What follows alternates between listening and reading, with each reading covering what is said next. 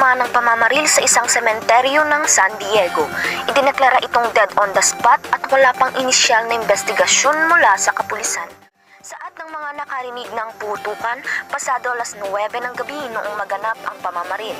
Abangan ang mga susunod pang detalye. Ay nako, may biktima na naman ng kasakiman ng mga taong nagnanais tumakbo. Kailan ba sila titigil sa gawin nilang mga ito? Hindi ba't mas maganda kung hayaan na nilang patas ang laban? Bakit kailangang may madamay na mga inosente? Sabagay, normal nga lang sa kanilang kumitil ng buhay. Kaawa-awang bayan ko. Tama ka, Ibo. Noon pa man ay ginawa ng taktikang pagpatay sa mga hindi nakaalado. Buti nga at hanggang ngayon ay buhay pa ako. Teka ho, hindi ba't malugod na taga-suporta kayo ng partidong Hansel? Bakit mukhang taliwas na kayo sa pinagagawa nila? Magandang kanilang pamumuno kaya't naging suportado ako sa kanilang likikid. Ngunit nung kumampi sila sa kalabang partido at nasangkot sa mga patayang nagaganap, nagdesisyon akong umalis sa grupo at suportahan talaga kung sino yung mga taong may malasakit sa kanilang nasasakupan. Ngayon pa man, wala namang magagawang mga tulad natin normal na tao lang. Nakakatakot ng bumuses sa panahon ngayon. Di mo namamalayan, ikaw na palang susunod na biktima.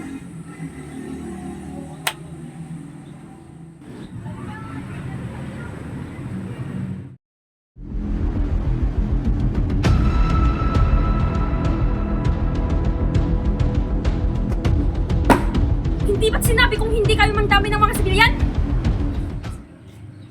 Ako ang nag-utos na gawin nila yon.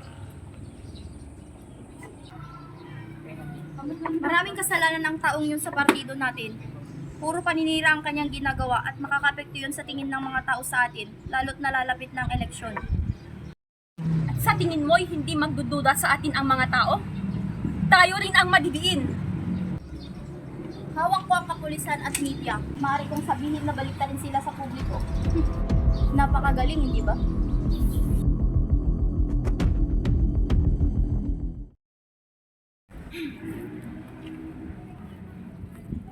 Hindi! Hindi! Hindi katanggap-tanggap ang ginawa nila kay Aling Jolie. Paano nila nagawang idama ito sa kasalanang wala naman siyang kinalaman? Isang buhay na naman ang nawala, kaya buhay rin ang kapalit. Kung gusto nilang maglaro ng ubusan, hindi natin sila aatrasan. Hindi. Wala tayong gagalawin sa kanila. Hindi nila kayang tapatan ang binibigay nating pera sa mga butante. Kaya't sa paraang pagpatay sila bumabawi. Mga hunghang! Maghihiganti tayo. Hindi pwedeng tayo lang ang nababawasan ng tauhan. Tatapatan natin sila. Tingnan natin kung hanggang saan sila dadalhin ng kasakiman at katapangan nila. Nakakalimutan ata nilang sa aming pamilya nagsimula ang patayin na yan. Buo na ang desisyon ko. Hindi tayo papatol sa nais silang laro. Kung gusto nilang sumabay tayo, sa pera nila tayo sabayan. Hindi sa patayan!